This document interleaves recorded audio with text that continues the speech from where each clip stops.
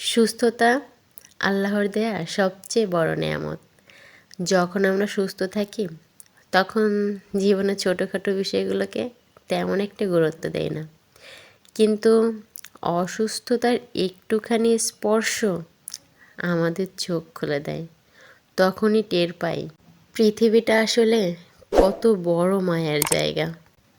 অসুস্থ হলে প্রথমেই যার মুখটা ভেসে ওঠে সে হলো আমার সন্তান। আর তখনই ভাবি, এই জীবনের চাকা থেমে গেলেই কি চলবে?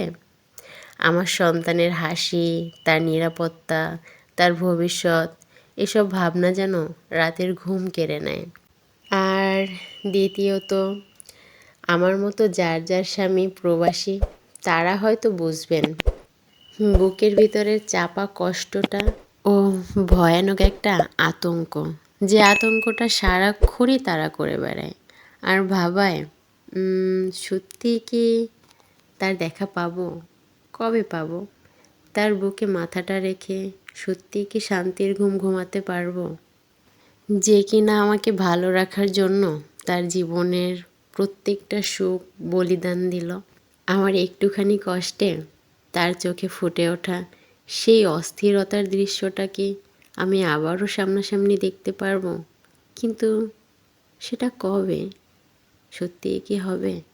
এরপর থাকলো বাবা মা, তাদের দুয়ার চাদরে আমরা কত বড় আশ্রয়ে আছি সেটা আসলে অনেক সময়ই ভুলে যাই।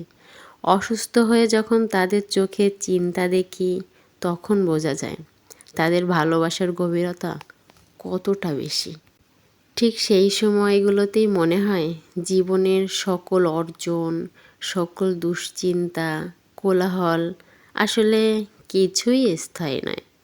আল্লাহর দেয়া এই জীবন, এই সুস্থতা, এই ভালোবাসা, এইসবই আমাদের আসল সম্পদ। এই জন্য সুস্থ থাকা অবস্থায় আল্লাহর প্রতি আমাদের কৃতজ্ঞ হওয়া উচিত। হ্যালো এভরিওয়ান, আসসালামু আলাইকুম। আমার ভিডিওটা কেমন লাগলো অবশ্যই আপনারা কমেন্ট করে জানাবেন। আমার কথাগুলো আপনাদের কতটা স্পর্শ করতে পেরেছে সেটাও জানাতে ভুলবেন না। সর্বশেষে একটা অনুরোধ, প্লিজ আমার চ্যানেলটা সাবস্ক্রাইব করে দিবেন।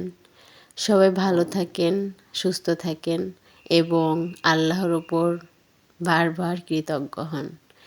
এই আশা রেখে আজকের ভিডিওটা এখানেই শেষ করছি। আল্লাহ হাফেজ।